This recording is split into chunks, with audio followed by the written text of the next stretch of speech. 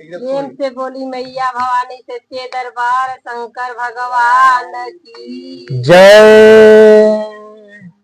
सभी गुरु बहना लोग के चरणों प्रणाम करतन हमार प्रणाम के स्वीकार करो। एगो हम चर्चा सुनावे जाता नहीं दूगो भाई बहन रहता लो बहन के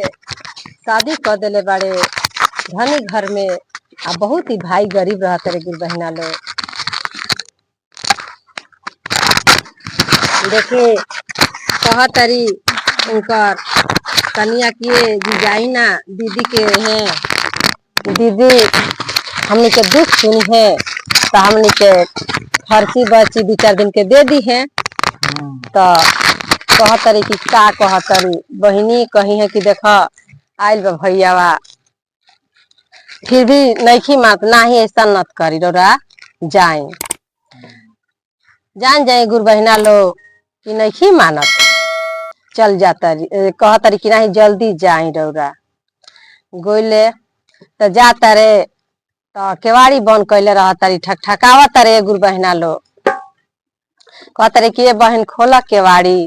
तो केवाड़ी नहीं खोलत केवाड़ी नहीं खोलत आ वही जैसे बोला तारी ये गुरु भैया रहबे की जइबे ये गुरु भैया रहबे की जइबे खाली ये बात कहतारी कि ये गुरु भैया रहबे की जइबे। यही करते करते गुरु बहना लो साँझ हो गइल बा 4 बजे लागल बा। उनकर भाई सोचले कि काहे ना हम अपना सर से करा अपना घरे चल जाई इता सवेरा ही से कहतरी एके बात ये गुरु भैया रहबे की जइबे। ये ले बढ़िया अब ले केवाड़ी ना खोली तब ना केवाड़ी खोली है चल दियाले मन मार के रास्ता में शिव गुरु के कृपा से गुरु बहना लो पूरा चना लहसा रहे लहस गईल खोटले कुछ खैले आ कुछ मोटरी में बांध के आ ले अले लेके अले उनका मेहरारू देखली त खुश हो गईली कहतरी कि हम कहत रहनी है ना कि दीदी हमनी के दुख समझ के आ कुछ ना कुछ जरूर दे वही से कहल बा कि बहन बेटी बढ़िया घर में रही तो दुख सुख में कामे आई। कहतरी कि हाँ हमार बहुत बहन मनली है जनली है आवे लगन है तो हमरा के देबो कैली है साग ले जा भैया तो कुछ बनौली है गुरु बहना लो आ कुछ कांचे पकले खैली कांचे पकले कुछ खैली कुछ बनौली या कुछ ध दिहली कि माने हम सवेरे और बनाए बिहान भइल गुरु बहना लो उठली तो देखतरी तो सागवा हीरा मोती हो गए रहे सागवा हीरा मोती हो गए रहे भोलेनाथ की कृपा से हो गए रहे तो सोचली कि अब हमनी के कोठा अटारी बना दिहल जाओ का भइल कि कहली कैसन बात बाकी रौरा घर दुआर बनवा दी मिस्त्री खोज के ले के घर दुआर बनवा दी आ ओकरा बाद से ने हमनी के घर के गिरबास करावल जाई आ गिरबासो करावल जाई यही में बबुआ के शादी के हमनी के दिन ध दिहल जाई आ दीदियों के बोलावल जाई काहे कि दीदीए के दिन से सब कुछ भइल बा हमनी के दीदीए के दिन से सब कुछ भइल बा तो कहते कि हाँ ठीक बा घर दुआरे गुरु बहना लोग बना दिहलन अपन दीदिया की खबर दिहलन कहलन कि ये दीदी फोन में बतौले कि ये दीदी हमरा लड़का के शादी पड़ल बा आ गिरबा हाँ तारा भतीजा के घरे हमार गिरबास बा तारा 10 दिन 15 दिन पहले ही के आवे के पहले ही तारा आवे के पड़ी तारा भौजी के मन बाकी दीदी के हाँ तो कहली कि ठीक बा हम जरूर आए जान जाए लो गुरु बहना की 10 दिन पहले अली पूरा चावल गेहूं धोवली फटकली पिसाल उसाल गईल आ जब दिन नियर आयल गिरबास भइल गुरुमुखो भ गईली संगे संगे गुरुमुखो के अब माटी कुड़ाए जहिया जाए के बा जान जाइल गुरु बहना कि बहुत भारी पायल कहिए रहले उनकरा से सोनार भाई से कि बहुत भारी पायल बना दी है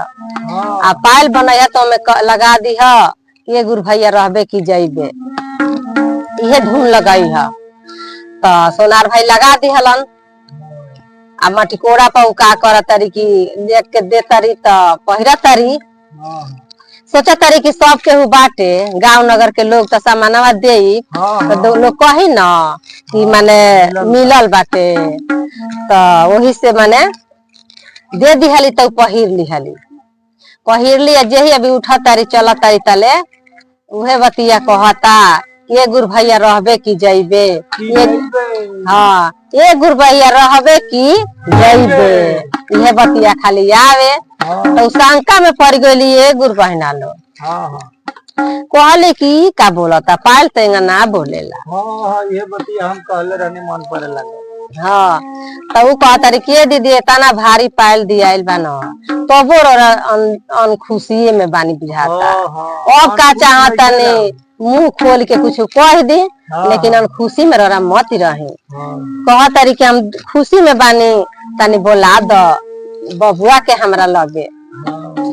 का भइल गुरु बहिना की बोलवली कहली कि देखी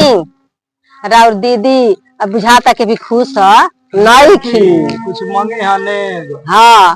अइले तो कहता रे कि का हो दीदी का कहता रू आ तो हम इहे कहता नहीं कि बाबू हम तो भारी गलती कर दी हनी तू हमारा दुआरी गइला तो हम तारा के पानियो पिए के ना दिहनी इहे बतिया खाली कहीं कि ये गुरु भैया रहबे की जइबे ये गुरु भैया रहबे की जइबे इहे हम कहीं आ हम सोची इहे बतिया कि अगर हम केवड़िया खोल देता भैया हमसे कुछ मांगे लागी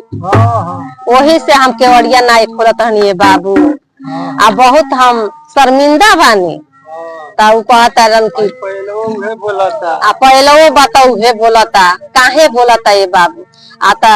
कहता रही उनका भाभी जाए दी दीदी जो भी कहनी तो का करी आ वो कहता कि कोनो बात ना दीदी तो हर एक महिमा से या कृपा से कुल भइल बा हमनी के तबो खुश बानी जा गुरु बहिना लो